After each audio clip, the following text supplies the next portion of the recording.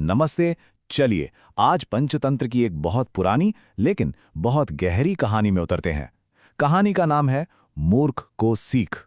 ये कहानी हमें उस खतरे के बारे में बताती है जब आप ज्ञान वहां देते हैं जहां उसकी कोई कद्र ही नहीं होती।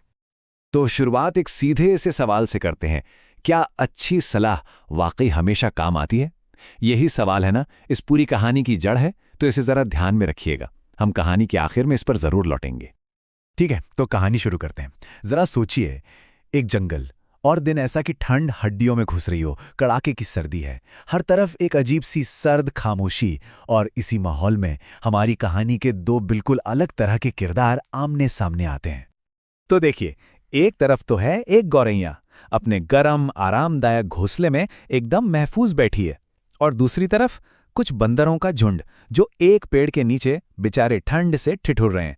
मतलब हालत बहुत ही ज्यादा खराब है उनकी। अब इतनी लाचारी में बंदरों को लगता है कि भाई इस मुसीबत का तो एक ही हल है, आग। उनमें से एक बोलता है, यार काश कहीं से थोड़ी आग मिल जाती तो जान में जान आती। और बस उन्हें जो सबसे पहला और सही काम सूझता है वो करने लगते हैं, सूखी पत्तियों का एक बड़ा सा ढेर बनाना। अब यहां से कहानी एक बड़ा ही मजेदार मोड़ लेती है। देखिए, पत्तियां तो जमा हो गईं, लेकिन अब असली सवाल सामने खड़ा था। आग जलाएं तो जलाएं कैसे? उनके पास तो कुछ था ही नहीं जिससे आग जल सके। और ठीक उसी वक्त जब सारे बंदर परेशान थे, एक बंदर को हवा में कुछ चमकता हुआ दिखाई देता है। बस एक पल के लिए उसे लगा कि अरे, मुश्किल का हल तो हवा में ही तैर रहा है। और वो बंदर खुशी से चिल्लाता है, अरे देखो, हवा में चिंगारी उड़ रही है। बस इतना सुनना था कि सारे बंदरों में जैसे एक झूठी उम्मीद की बिजली सी दौड़ गई। सबको लगा कि बस अब तो काम बन ही गया। अच्छा, तो अब आगे बढ़ते हैं। ये जो सारा कुछ चल रहा था ना, इस पूरे तमाशे को कोई और भी देख रहा था। पेड़ पर अपने घोंसले में आराम से बैठी गौरैया, और वो सब समझ रही थी। यहीं पर है कहानी का असली ट्विस्ट। बंदर जिसे चिंगारी समझ रहे थे, वो असल में एक जुगनू था। बस इतनी सी लेकिन बहुत बड़ी गलतफहमी। बंदर अपने अज्ञान में खुश थे, लेकिन गौरैया को सच पता था। तो गौरैया से रहा नहीं गया, उसे लगा कि मदद करनी चाहिए।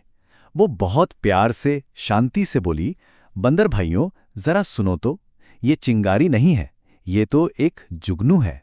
कितनी सीधी, सच्ची और काम की सलाह थी, है ना? पर बंदरों का रिएक्शन क्या था?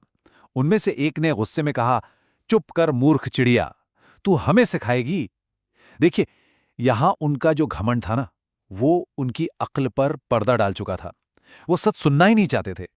गौरैया की बात को तो उन्होंने जैसे सुना ही नहीं। एक बंदर फुर्ती से उछला, उस जुगनू को पकड़ लिया और पत्तियों के ढेर के नीचे दबा दिया। और फिर सारे के सारे बंदर मिलकर उस पर जोर जोर से फूंक मारने लगे। आग जलाने की एक बेवकूफी भरी नाकाम कोशिश। अब जब बंदरों की ये कोशिश बार बार फेल हो रही थी, तो गौरैया ने एक बार फिर उन्हें सही रास्ता दिखाने की सोची। उसने समझाया कि देखो, आग ऐसे नहीं जलती। दो पत्थरों को आपस में टकराओ या फिर दो सूखी लकड़ियों को तेजी से रगड़ो तो आग जलेगी। ये असली तरीके थे, जुगनू से आग जलाना नहीं। लेकिन बंदरों की हालत अब और बिगड़ रही थी। एक तो वो फेल हो रहे थे, ऊपर से ठंड बढ़ती जा रही थी। इस वजह से उनकी निराशा और गुस्सा दोनों ही आसमान छू रहे थे। माहौल में एक खतरनाक तनाव घुलने लगा था।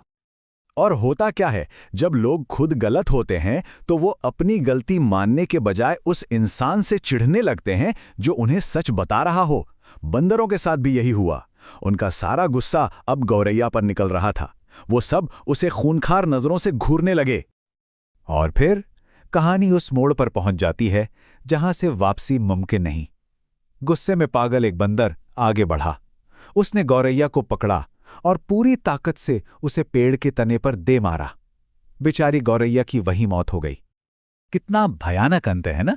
बंदरों की जिद और उनकी मूर्खता का नतीजा कितना खौफनाक निकला। तो चलिए अब इस कहानी से जो हमें सबक मिलता है उस पर आते हैं। तो मूर्ख को सीख, इस कहावत का मतलब क्या है? इसका सीधा सा मतलब है कि ये एक ऐसा काम है जो सिर्फ बेकार ही नहीं बल्कि खतरनाक भी हो सकता है, सलाह देने वाले के लिए। सोचिए, गौरैया की नीयत कितनी अच्छी थी और वो ही उसकी जान की दुश्मन बन गई। और ये सिर्फ कहानी नहीं है, ऐसा तो हमें अपनी जिंदगी में भी अक्सर देखने को मिलता है। और आखिर में कहानी का पूरा निचोड़ इस एक लाइन में है, मूर्खों को सीख देने का कोई लाभ नहीं होता, उल्टे सीख देने वाले को ही पछताना पड़ता है।